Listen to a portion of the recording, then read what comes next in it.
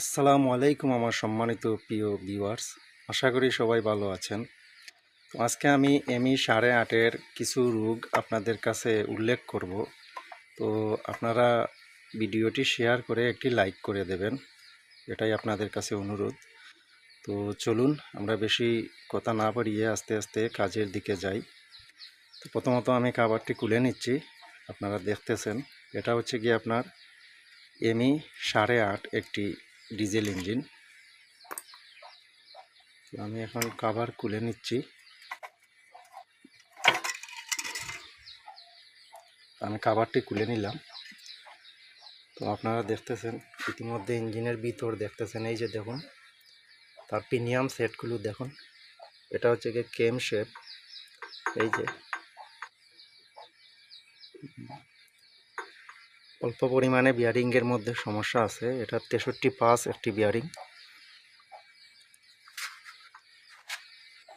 তারপর হচ্ছে গিয়ে এই যে দেখুন গভর্নর, এই যে কতটুকু ডিলে আছে। এই যে মোবিল গাঢ় হয়ে যায়। তো মোবিল গাঢ় কেন হয়ে যায় এটাও আপনাদেরকে এই ভিডিওতে আজকে বলবো।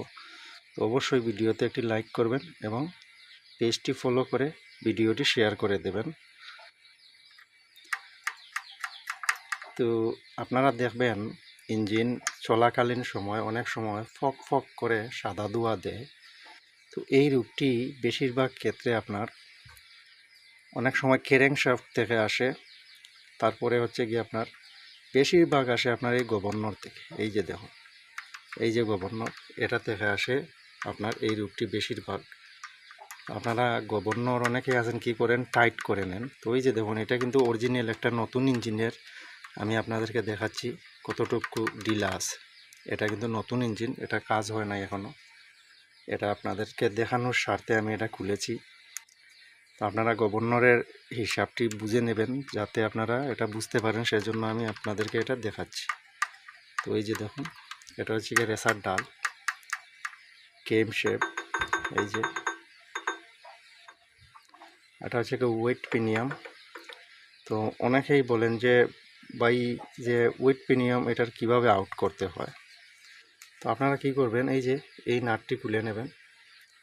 এই নাট খুলে আপনারা প্রিমিয়াম আপনার বের করে নেবেন আগে, তারপরে গভর্নর খুলে নেবেন, তারপর কেরেঙের যেই টাইপিং পিনিয়ন এটাও খুলে নেবেন।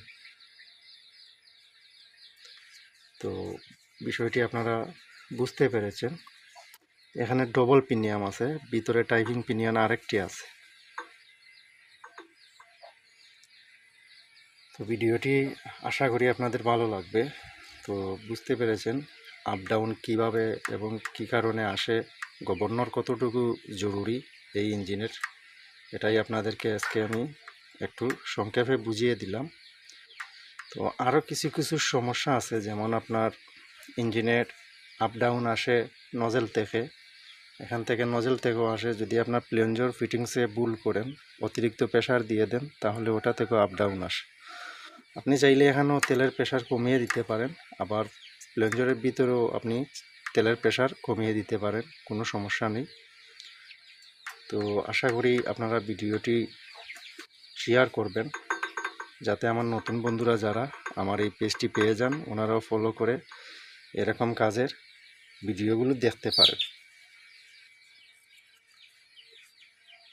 তো প্রত্যেক ক্ষেত্রে অনেক সময় দেখবেন কেম শেফটের বিয়ারিং যদি নষ্ট হয়ে যায় তারপরেও ইঞ্জিনে আপ ডাউন থাকে, আবার কেম শেফটের এখানে যদি সমস্যা এসে যায় তাহলে ইঞ্জিনে সাদা ধোঁয়া দেবে, তেল বেশি খাবে, এই কেম শেফট থেকে তেল বেশি খেয়ে নেয়। তো ওইটাও আপনারা মাথায় রেখে দিবেন। আর দ্বিতীয়ত হচ্ছে গিয়ে এই যে দেখুন বাঁশি, এই বাঁশি দিয়ে যদি দেখেন যে মোবিল গামছে এবং বাতাস আপনার ধোঁয়া বের হচ্ছে, তাহলে বুঝে নেবেন লাইনার পিস্টন রিংয়ে সমস্যা এসে গেছে। তো এগুলো আপনারা ভালো করে মাথায় রেখে দিন। এদিকে যদি দেখেন যে ধোঁয়া বের হচ্ছে, মোবিলও আলতো আলতো বের হচ্ছে, তাহলে বুঝবেন যে আপনার লাইনার পিস্টন রিং নষ্ট হয়ে গেছে। এখানে 3 ধরনের জিনিস আছে যেগুলা যে কোনো একটি নষ্ট হয়ে গেছে। হয়তো অয়েল রিং বসে গেলে এদিকে আপনার ধোঁয়া বের হবে, মোবিল বের হবে। তো ভিডিওটি এ পর্যন্তই।